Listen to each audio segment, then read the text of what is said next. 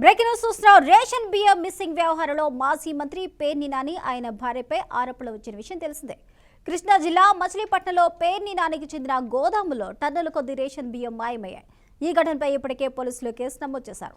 మాజీ మంత్రి పేర్ని నానితో పాటు ఆయన భార్య జయసుధ, ఆమె వ్యక్తిగత కార్యదర్శి మానస తేజ్పై కేసు నమోదు చేశారు. ఈ కేసులో ఇప్పటికే నోటీసులు జారీ చేశారు. ఇద్దరు అజ్ఞాతంలోకి వెళ్లడంతో లుకౌట్ నోటీసులు కూడా జారీ చేస్తుంది. కేసు దర్యాప్తునకు సహకరించాలని కోరారు. అయితే ఇంట్లో ఎవరూ లేకపోవడంతో నోటీసులను ఇంటికి అంటించారు.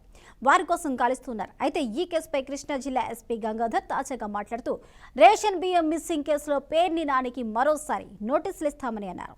రేషన్ బియ్యం మిస్సింగ్ పై ఇప్పటికే కేసు నమోదు చేశామని, లోతైన విచారణ జరుగుతుందని చెప్పారు. రికార్డులలో పాటు సిపియు సీజ్ చేసి FSL కు పంపామన్నారు.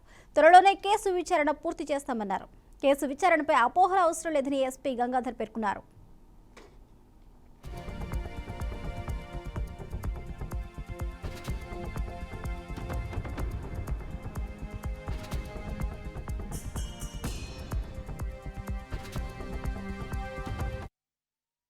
ఇక రేషన్ బియ్యం మిస్సింగ్ వ్యవహారంలో పేర్ని నాని జయసుధ భార్యతో పాటు అలాగే ఆయనకి నోటీసులు ఇచ్చే అవకాశం కనిపిస్తుంది. ఇక పేర్ని నానికి చెందిన గోడౌన్లో మాయమైన రేషన్ బియ్యానికి సంబంధించి నోటీసులు ఇచ్చారు. ఆయన అందుబాటులో లేకపోవడంతో ఆయన ఇంటికి నోటీసులు అంటించినట్టు తెలుస్తుంది. అదేవిధంగా ఆయన అందుబాటులో లేకపోతే మరొకసారి కూడా నోటీసులు ఇవ్వడానికి సిద్ధమంటూ కూడా అధికారులు చెప్తున్నారు. ఇదే అంశానికి సంబంధించి పూర్తి అప్డేట్స్ మా ప్రతినిధి మధు అందిస్తారు. మధు,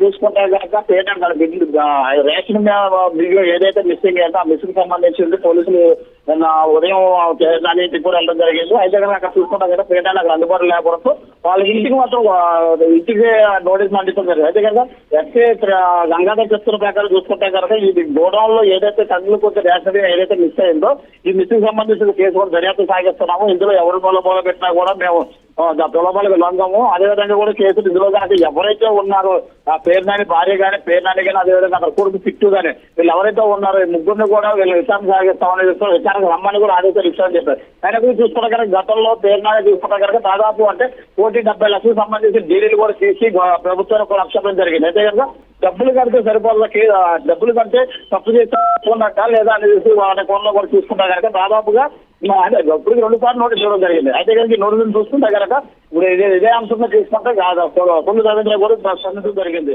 ఈ కేసులో అయితే కనుక విచారణలో ఉంది. ఈ విచారణలో మాత్రం ఏ జాప్యం జరిగినా కూడా అధికారులు చర్యలు తీసుకుంటామో కూడా కొన్ని రవీంద్ర చెప్తున్న మత్స్యలు కనిపిస్తాయి. అయినప్పటికీ ఇతనికి ఆల్రెడీ పేర్నానికి లుకౌట్ నోటీసులు పంపించారు. అతను స్టేషన్ గారు వచ్చి విచారణ చేయాలనేది కూడా నోటీసులు పంపించారని చెప్తున్నప్పటికీ కూడా అందుబాటు అంటే పేర్నాని ప్రస్తుతం అందుబాటులో లేరనేది కూడా అధికారులు చెప్తున్న పరిస్థితి కనిపిస్తున్నాయి. Sarma, thank you Madhu.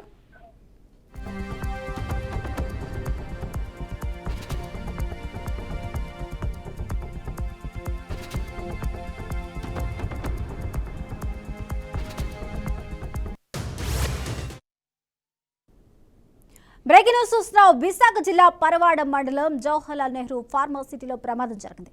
Rakshita drugs private లిమిటెడ్లో విషవాయువు leak అయిన ఘటన చోటు చేసుకుంది. ఫార్మా కంపెనీలో విషవాయువు పేలి 4 అస్వస్థకు గురవగా 2 పరిస్థితి విషమంగా ఉంది. వారిని చికిత్స నిమిత్తం గాజువాకలోని ప్రైవేట్ హాస్పిటల్కి తరలించారు.